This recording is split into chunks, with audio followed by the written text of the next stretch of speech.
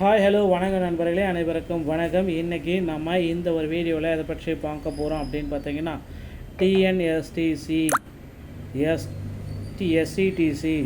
So SCTC டிஎன்எஸ்டிசியில் காலி பணியிடங்களுடைய புதிய அறிவிப்பு எப்போ வரும் அதை பற்றி நம்ம பார்க்கலாம்.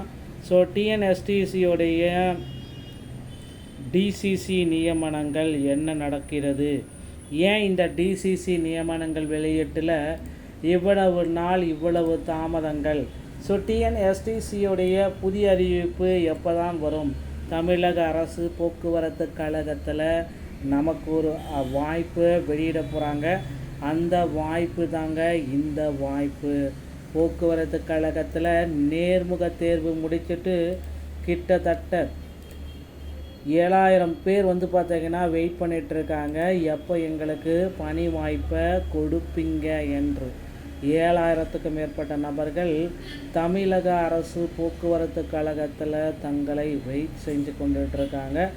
இவர்களுக்கு உண்டான ஒரு மகிழ்ச்சியான செய்தியை போக்குவரத்து கழகம் விரைவில் வெளியிடும் என்றும் எதிர்பார்க்கப்படுகிறது. இந்த டிசிசி பணியாணை வெளியிடுவதில் பலதரப்பட்ட சிக்கல்கள் இருக்குது. ஸோ டிசிசி பணியாணைகளுக்கு பதிலாக மீண்டும் கூட போக்குவரத்து கழகத்தில் செய்முறை தேர்வை நடத்தலாம். பயமாக தான் இருக்குது. மீண்டும் செய்முறை தேர்வுகள் நடத்தப்படும் அபாயம் இருக்கிறது மக்களே.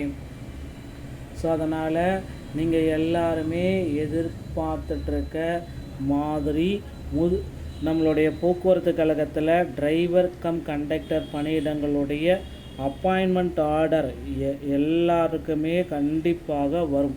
ஸோ இந்த அப்பாயின்மெண்ட் ஆர்டர் பார்த்திங்கன்னா மெரிட் லிஸ்ட்டில் இருக்கிறவங்களுக்கு கொடுக்கலாம். சில கேண்டிடேட் 1798 கேண்டிடேட்டுக்கு முதற்கட்டமாக அப்பாயின்மெண்ட் ஆர்டர் கொடுத்துடலாம்.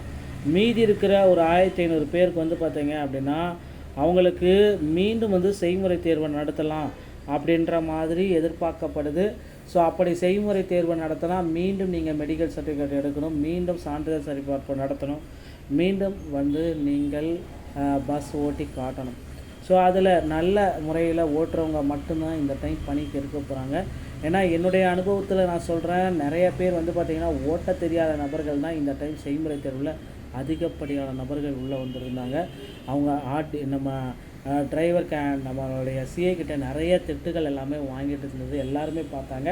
ஸோ இந்த மாதிரி டிரைவர் பார்த்திங்கன்னா அவாய்ட் பண்ண போகிறாங்க. கண்டிப்பாக இந்த மாதிரி கேண்டிடேட்டை எடுக்கவே மாட்டாங்க. இனியும் ஒரு முறை அரசு தவறு செய்யாது.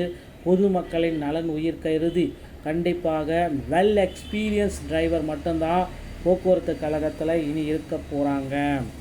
அடுத்து 2026 நோட்டிஃபிகேஷன் வந்தாச்சுங்க. போக்குவரத்து கழகத்தில் டிரைவர் கம் கண்டக்டர் எடுக்க மாட்டாங்க. டிரைவர் தனியாகவும் கண்டக்டர் தனியாகவும்.